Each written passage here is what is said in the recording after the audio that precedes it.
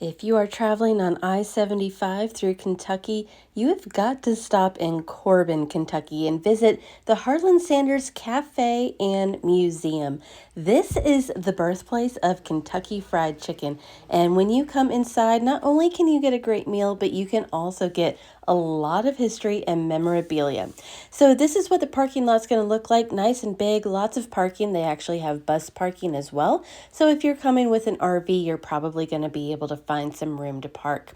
Now, outside of the actual Kentucky Fried Chicken Museum and Cafe, you are going to find some historic memorabilia, so to speak, showing what it was like back in Colonel Sanders' day. He actually started with a gas station right across the street, and so that's what this memorabilia harkens back to. Be sure to see the official plaque with all of the history outside, then step inside and order a meal. This is just like a Kentucky Fried Chicken, so you can order all the good stuff here and then sit at tables that are interspersed among all the memorabilia. Even while you're in line, you're going to see memorabilia like old-fashioned uniforms.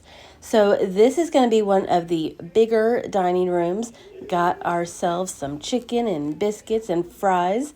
And while you are eating, you can look around, you can hear old vintage commercials, and really just set your sights on all of the memorabilia that is literally everywhere. There is so much to look at, and I love the fact that the tables are interspersed among everything. They even have this wall of rotating chicken buckets from the years gone by that is actually pretty fun to look at. Then obviously shelves of memorabilia. Here we have some pins. They had name tags. There is literally so much stuff to look at. You might forget to even eat if you come here just to check out the Kentucky Fried Chicken Museum. There is obviously just so many years of history that are being covered in this restaurant. So this is called Harland's. This is just like a little room. You can eat in here if the table's free. And this harkens back to the 11 secret herbs and seasonings that he chose. This is kind of representation of all of the herbs that he had to choose from before he perfected that recipe. And then there's a vault door that kind of harkens to the fact that this is a very secret recipe that nobody knows, and it is kept behind locked doors. So this is actually the area where the original kitchen started at the original KFC. Here you have a 3-second clock that he was known for, and you can, or excuse me, a 3-handed clock. You can read about that and how it was created specifically to be making the chicken. Did you know that they even had hotel rooms? And so there's a representation of the hotel room, his actual original suit.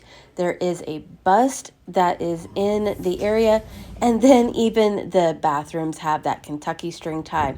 Now go downtown, Corbin, and you are going to find Sanders Park.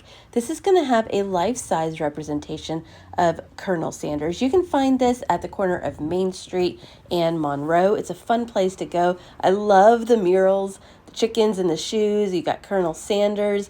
And then be sure to continue looking around, because that fire hydrant looks like chicken nuggets that is in a traditional KFC bucket. How awesome is that? And then go to the corner and you will see that Kentucky string tie. So a little closer look at this park, you're going to find all kinds of tidbits of information.